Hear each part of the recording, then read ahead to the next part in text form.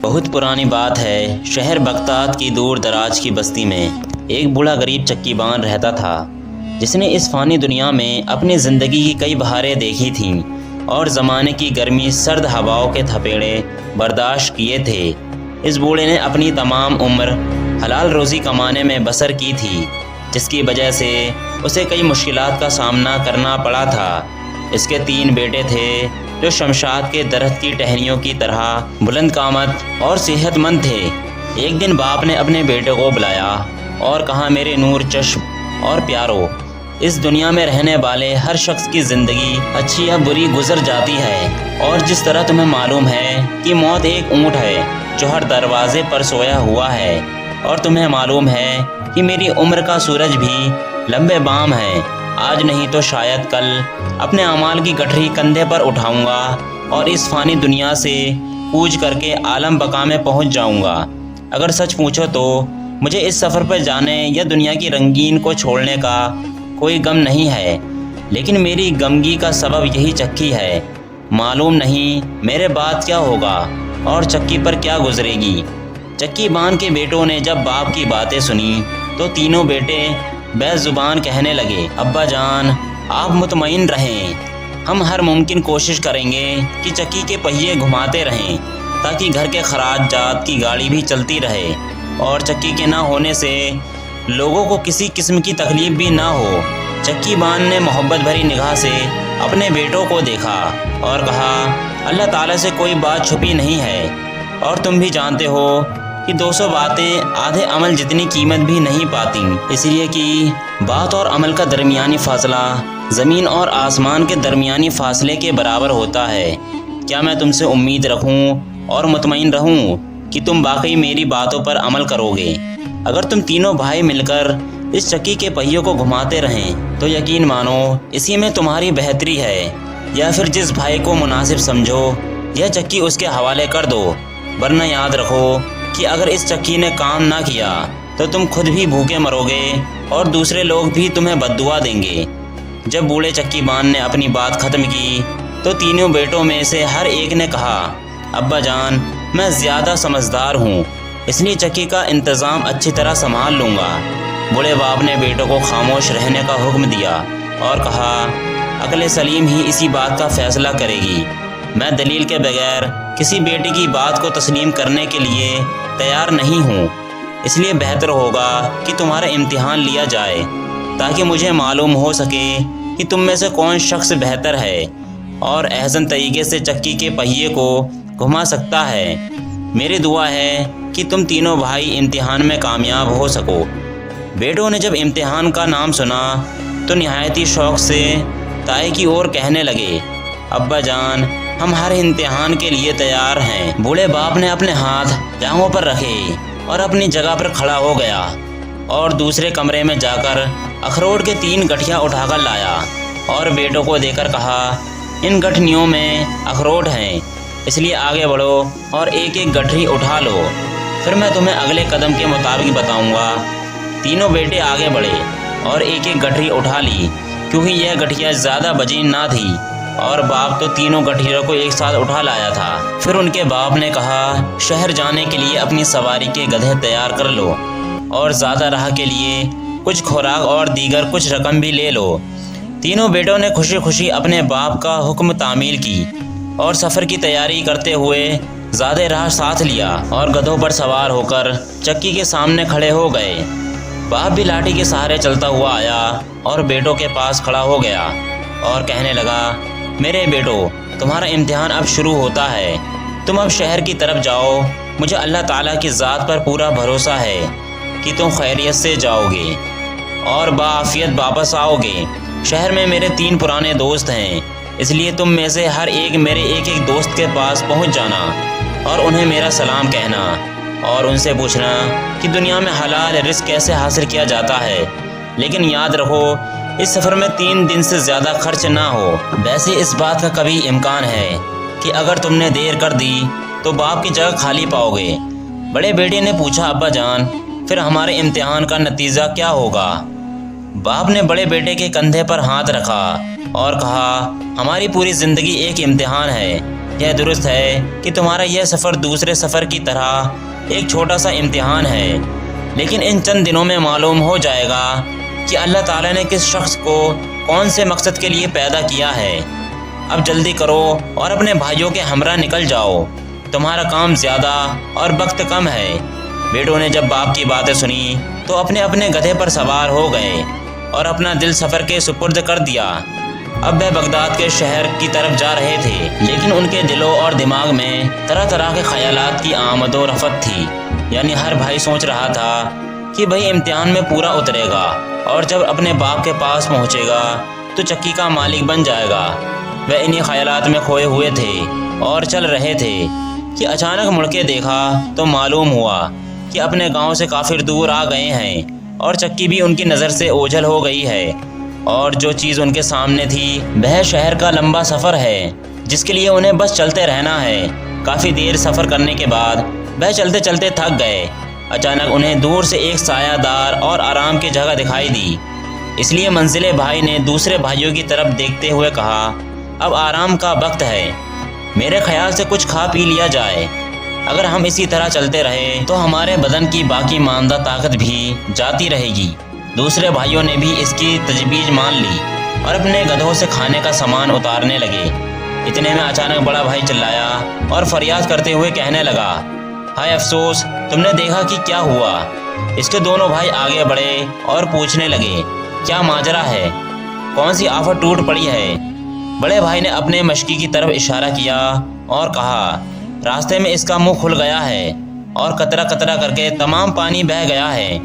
اب میں پریشان ہوں کہ کیا کروں۔ چھوٹے بھائی نے کہا، تم نے بڑی لاپرواہی سے کام لیا ہے، اب تو ہمیں اپنی پیاس بجھانے کے لیے بڑی مشکل کا سامنا کرنا پڑے گا۔ بڑا بھائی کہنے لگا، بڑا عجیب سفر ہے، لیکن سفر میں ایسے حادثات ہوتے ہی رہتے ہیں، اس لیے آؤ بیٹھ کر سوچتے ہیں۔ چھوٹے بھائی نے مشکی اٹھایا اور کہا، پہلا اور ضروری کام یہ ہے کہ پانی کی تلاش کریں۔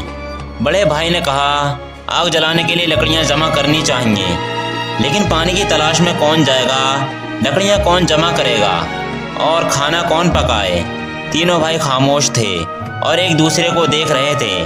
بڑے بھائی نے انہیں دیکھا تو کہا، مشکل اور اہم کام لکڑیاں جمع کرنا ہے، یہ کام میں خود ہی انجام دوں گا، اگر لکڑیاں نہ ہوئیں تو ہم کھانا نہ پکا سکیں گے۔ یہ کہہ کر بڑا بھائی اپنی جگہ سے اٹھ کر لکڑیاں لانے کے لیے چل پڑا، لیکن منجلے بھائی نے مذاق اڑاتے ہوئے کہا، تم تو ایسے کہہ رہے ہو جیسے پہاڑ کھودنا ہوگا اور اس میں سے لکڑی نکالی جائیں۔ میرے خیال میں مشکل کام کھانا پکانا ہے، اگر لکڑی اور پانی موجود ہو اور پکانے والا کوئی نہ ہو تو ہم بھوکے مر جائیں گے۔ منجلے بھائی نے اتنا ہی کہا تھا کہ اپنی جگہ سے اٹھا اور پکانے کے لیے چولہا بنانے میں مشغول ہو گیا۔ اب چھوٹا بھائی رہ گیا تھا اور اس کے سامنے خالی مشکی جا پڑا تھا، لیکن اسے سمجھ نہیں آ رہا تھا کہ پانی کہاں سے لائے۔ بہرحال اس نے ہمت نہ ہاری اور مشکی اٹھا کر پانی کی تلاش میں چل پڑا۔ اپنے دل میں کہنے لگا، میرے بھائیوں نے اپنا اپنا کام سنبھال لیا ہے، اس لیے بہتر ہوگا کہ میں بھی پانی لانے میں کامیاب ہو جاؤں۔ کھانا پکانے اور پیاس بجھانے کے لیے ہمیں پانی کی اد ضرورت ہے۔ چھوٹے بھائی نے اپنی رفتار بڑھا دی اور پہاڑ کی طرف چل پڑا۔ چھوٹا بھائی جانتا تھا کہ اکثر پہاڑوں میں چشمے ہوتے ہیں اور شاید وہ بھی کسی چشمے پر پہنچ جائے۔ وہ چلتا رہا اور چلتا رہا، اس نے پہاڑی سلسلے کے چند ٹیلے دور کیے، لیکن جتنا بھی آگے گیا اسے پانی کا وجود کہیں بھی نظر نہ آیا۔ پریشان تھا کہ کہیں ایسا نہ ہو کہ اسے پانی نہ ملے اور اس کے بھائی پیاس سے جان دے دیں اور اسی طرح ہمارا سفر یہیں تمام ہو جائے۔ پھر ہم نہ تو شہر جا سکیں گے اور نہ ہی اپنے باپ کے پہلو میں بیٹھنا نصیب ہوگا۔ پھر وہ کچھ دیر کے لیے ایک چٹان کے سائے میں بیٹھ گیا۔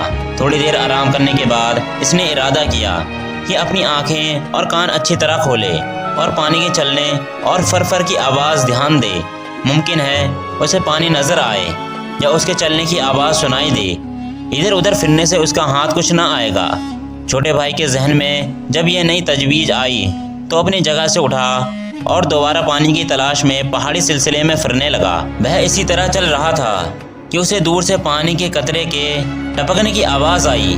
پھر اس نے اپنے کان کھڑے کیے اور اس کے آواز کے تعاقب میں چل پڑا۔ ابھی وہ زیادہ دور نہ گیا ہوگا کہ پانی کے چشمے پر پہنچ گیا۔ چشمے کا پانی بہت ہی کم تھا बहरहाल वह निहायत ही एहतियात से आगे बढ़ा और बड़ी मुश्किल से मशकी जा भरा और वापस चल पड़ा। अभी वह चंद कदम ही चला होगा कि एक पत्थर को फलांगते हुए फिसला और चारे खाने चित पड़ गया, जिससे इसके हाथ और बाजू शदीद जख्मी हो गए। फिर वह बड़ी मुश्किल से संभला और सबसे पहले मशकीज को देखा, जो अभी तक सही सलामत था, इसलिए खुश हुआ और अपने जख्मों को भी ना देखा और आगे चल दिया ताकि जल्द से जल्द अपने भाइयों के पास पहुंच जाए। जब छोटा भाई वहां पहुंचा तो ये देखकर हैरान रह गया कि दोनों बड़े भाई सोए हुए हैं, एक ऐसी नींद में कि गोया 7 बादशाहों के ख्वाब में देख रहे हैं। मझले भाई की नींद बड़े भाई से ज़्यादा गहरी थी। उसने अखरोट की ली भी खोली हुई थी, इसलिए छिलके इधर उधर बिखरे पड़े थे। छोटे भाई ने उन्हें बेदार किया। जैसे ही वे बेदार हुए, मशकीज को देखकर उस पर लिपट पड़े और गटागट पानी पीने लगे। जब वह सैर हो गए तो एतराज़ करने लगे कि तुम्हें मालूम है कि तुम कहाँ रहे हो? जब हम प्यास और थकावट से मजबूर हो गए तो सो गए। दूसरे भाई ने कहा, अफसोस पानी के लिए मैं खुद जाता तो साफ़ और पाकीज़ा पानी लाता और इतनी देर भी ना लगती, जबकि हालत यह है कि हमारा काफ़ी वक्त ज़ाया हो गया है। दोनों भाइयों के जी में जो कुछ आया अपनी अपनी कहते रहे और छोटा भाई खामोशी से सुनता रहा। इसके बाद उन्होंने खाना पकाया और खाने के बाद अपना सामान समेटा। इसके बाद उन्होंने दोबारा अपना सफ़र शुरू किया। तीनों भाई थके मांदे और भूखे प्यासे आखिरकार शहर बगदाद में पहुंच ही गए। छोटे भाई ने यूं ही शहर में कदम रखा तो कहने लगा, मैं तो सबसे पहले अपने वालिद के दोस्त के पास जाऊंगा और उसे वालिद का पैगाम पहुंचाऊंगा। मंजिले भाई ने कहा, अभी किसी जगह जाने की ज़रूरत नहीं, सालन तो नहीं है कि ठंडा हो जाएगा। हम कल और परसों तक इसी शहर में हैं। अभी तो थकावट से हमारा बदन चूर है, इसलिए मैं तो पूरा दिन आज आराम करूंगा। बड़ा भाई कहने लगा, अगर मैं थका हुआ ना होता तो ज़रूर आता, लेकिन इस वक्त मुझे आराम करना है और इसके बाद बाज़ार जाकर कुछ खरीदूंगा। आखिर कई सालों से मेरी यह ख्वाहिश थी कि एक जोड़ा खूबसूरत जूते खरीदूंगा। यह सूरत हाल देखकर सिर्फ छोटा भाई ही रह गया कि अपने भाइयों से पहले रवाना हो और बाप का पैगाम इसके दोस्त को पहुंचाए और इससे हलाल रोज़ी कमाने के लिए ज़राए दरियाफ्त करें। मंझला भाई दूसरे दिन सुबह अपने बाप के दोस्त के पास इसके घर के दरवाजे पर पहुंचा और दरवाज़ा खटखटाया तो इसकी बीवी ने दरवाज़ा खोला और कहा, मेरे ख्वाब की तबीयत नाज़ाद थी, इसलिए हकीम से नुस्खा लाया था। अब वह तार की दुकान से दवा लेने गया है। अगर वह ज़ोहर तक लौट आया तो तुम्हारी मुलाकात ज़रूर हो जाएगी। मंझला भाई निहायत ही बेचैन और जल्दबाजी में था, इसलिए कहने लगा, इस शहर में मेरे और भी कई काम हैं, आज नहीं तो यकीनन कल तक मुलाकात हो जाएगी, इसलिए मैं जाता हूँ और कल तुलू आफ्ताब के वक्त दोबारा आ जाऊँगा। इसने यही कहा और अपने भाइयों के पास सराय में आ गया। दूसरी तरफ बड़ा भाई जूते खरीदने के लिए गया हुआ था। जब वह जूते खरीदने के लिए बाज़ार पहुँचा तो जूतों को मोल तोल पूछने लगा। उसे महसूस हुआ कि इसके पास रकम कम है, इसलिए अपने भाइयों की तलाश करने लगा और अपनी मजबूरी उनसे बयान की। लेकिन इसके भाई भी इसकी तरह खाली हाथ थे, इसलिए उन्होंने अपने सर झुकाए और कुछ ना कहा। बड़ा भाई जब अपने भाइयों से ना उम्मीद हो गया तो सोचने लगा कि अब तो मुझे अखरोट की थैली फ़रोख्त करनी पड़ेगी ताकि जूते खरीद सकूं। फिर वह दोबारा बाज़ार गया और अखरोटों की थैली फ़रोख्त करके अपने पसंदीदा जूते खरीद लिए। उधर तुलू आफ्ताब के वक्त दोबारा मंझला भाई अपने बाप के दोस्त के घर पहुंचा और दरवाज़ा खटखटाया। काफ़ी इंतज़ार के बाद उसे कोई जवाब ना मिला, इसलिए समझ गया कि साहिब खाना किसी काम से घर से बाहर गया हुआ है। इसलिए मंझले भाई के सफ़र का तीसरा दिन भी ख़त्म हो गया। अब तीनों भाई सराय में बैठे थे ताकि अगले दिन की वापसी का सफ़र करें, इसलिए तरह तरह की बातें करते रहे और शहर में जो कुछ देखा और सुना एक दूसरे को बताने लगे। इतने में छोटे भाई ने कहा, अब हमारे लिए कौन सा काम बाकी रह गया है? मंझले भाई ने कहा, मेरा जिम्मा जो काम था मैंने पूरा कर लिया, सिर्फ अपने बाप का पैगाम नहीं पहुंचा सका, इसलिए कि बाप का दोस्त सफ़र पर गया हुआ है और अब मेरा कोई काम बाकी नहीं है। बड़े भाई ने कहा, अगर मुझसे पूछो तो मेरा भी कोई काम नहीं है जिसे मैं पूरा करूं। मैं तो यहाँ सिर्फ जूते खरीदने आया था जो कि मैंने खरीद लिए हैं और अखरोट की थैली भी फ़रोख्त कर दी है। सिर्फ पैगाम पहुँचाना है और मैं यह काम कल अंजाम दे दूँगा। छोटे भाई ने कहा, हमें कल सुबह रवाना होना चाहिए। तुम्हें याद होगा कि बाप ने कहा था, अगर तुम लोग देर से लौटे तो शायद मुझे ना देख सकोगे। बड़ा भाई तो ऐसी बातें सुनने का मुंतज था, इसलिए खुश हुआ और कहा, अच्छा हुआ कि तुमने याद दिला दिया, इसलिए अगर बाप ने पूछा तो कह दूंगा कि मेरा पहला और ज़रूरी काम पैगाम पहुंचाना था, लेकिन देर हो गई थी और तुम्हारा दोस्त सफ़र पर चला गया था, इसलिए मैंने मुनासिब समझा कि जल्द वापस आऊं।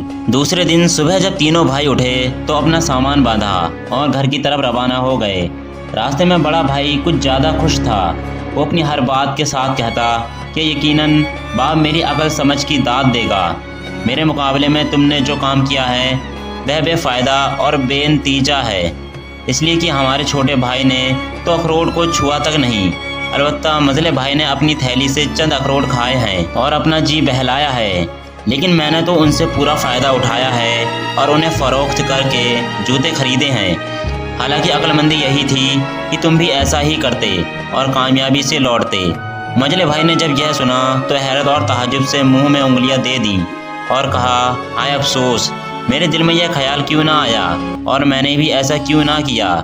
यकीनन बाप तुम्हारी अक्लमंदी की बदौलत तुम्हें चक्की का मालिक बना देगा और हमें वहाँ भी शर्मिंदगी उठानी पड़ेगी। तीनों भाई अपनी अपनी बातों में सरगर्म थे और आखिरकार अपने गांव और घर पहुंच गए। जब बाप की खिदमत में हाजिर हुए तो बाप ने कहा, मेरे बेटे अब जाओ और नहा धोकर साफ कपड़े पहन लो और कुछ देर आराम के बाद मेरे पास आ जाना। तीनों भाई चले गए और नहा धोकर साफ और उजले कपड़े पहनकर खाना खाया और ताज़ा दाम हो गए। तब बाप की खिदमत में हाजिर हुए ताकि सफ़र के वाक़ियात और हालात बताएं। बूढ़े बाप ने बेटों की तरफ देखा और कहा, अब बारी बारी अपना वाक़िया बयान करो जो इस सफ़र में तुम्हें पेश आया। हर एक बेटे ने प्याज से लेकर लहसुन तक अपनी अपनी सरगुजियाँ की। बूढ़े बाप ने हर बेटे की बातें निहायती गौर से सुनी और कुछ देर सोचने के बाद छोटे बेटे की तरफ इशारा किया और कहा, मेरे बाद तुम्हारा छोटा भाई इस काबिल है कि चक्की के पहियों को घुमाता रहे। मझले भाई ने अपने बाप के फैसले पर एतराज़ किया, लेकिन बूढ़े बाप ने गहरी सांस ली और कहा, मेरे फैसले की पहली वजह यह है कि जब तुम रास्ते में भूख और प्यास से निठाल थे तो सबसे मुश्किल काम को अंजाम देने के लिए तुम्हारा छोटा भाई कमर कसता हुआ और पानी की तलाश में निकला था और जख्मी होने के बावजूद मस्कीच भर कर लाया। दूसरी वजह यह है कि मैंने जो अमानत उसे दी थी उसने उसकी अच्छी तरह से हिफाजत की। मैंने ये तो नहीं कहा था कि अखरोट को खा लेना या उन्हें बेच देना। और तीसरी और अहम वजह यह है कि इसने अपना फ़र्ज़ अहसन तरीके से भी निभाया है और इस पर अमल करते हुए शहर में दाखिल होते ही यानी पहली फुर्सत में मेरा पैगाम मेरे दोस्त को पहुंचाया और इससे हलाल रोज़ी हासिल करने के लिए तरीके भी दरियाफ्त किए। बस यह वजह है कि मैं तुम्हारे छोटे भाई को अपनी गैर मनकुला जायदाद यानी इस चक्की का मालिक बना रहा हूँ। यह इस काबिल है कि सख्त और मुश्किल काम अंजाम दे सकता है। यह इस चक्की के पहिए को अच्छी तरह घुमाएगा, लोगों की ईमान यानी गंदम और आटे की हिफाजत करेगा और इसमें खयानत ना करेगा और इस बात का भी ख्याल रखेगा कि अपने ग्राहकों से जो वादा करेगा उसे अच्छी तरह निभाएगा। इसलिए कोई भी शख्स इस पर बेअहदी या बदआमनी का इल्ज़ाम आयद ना कर सकेगा। इसलिए आज के बाद यही इस चक्की का मालिक है। बाप ने गहरी सांस ली और दूसरे बेटे को देखते हुए कहने लगा, अगर तुम कुछ कहना चाहते हो तो बेखबर होकर कह सकते हो। क्या इस चक्की का हक तुम्हारे छोटे भाई का है या नहीं? बड़े और मझले भाई को कुछ कहने की हिम्मत ना हुई, इसलिए बदसूर खामोश खड़े रहे और अपने छोटे भाई की कारकर्दगी पर तहसीन करने लगे। इसके बाद छोटा भाई कई साल तक चक्की के पहिए घुमाता रहा और उम्र भर लोगों की खिदमत करता रहा। वह कई साल इस फ़ानी दुनिया में रहा और इसके कुर्ब ज़बार में रहने वाले लोग इसके दियानतदारी के मुँह तरफ थे। दोस्तों, अगर हमारी वीडियो अच्छी लगी हो तो वीडियो को लाइक करें और ऐसे सच्चे वाक़े सुनने के लिए चैनल को सब्सक्राइब करें।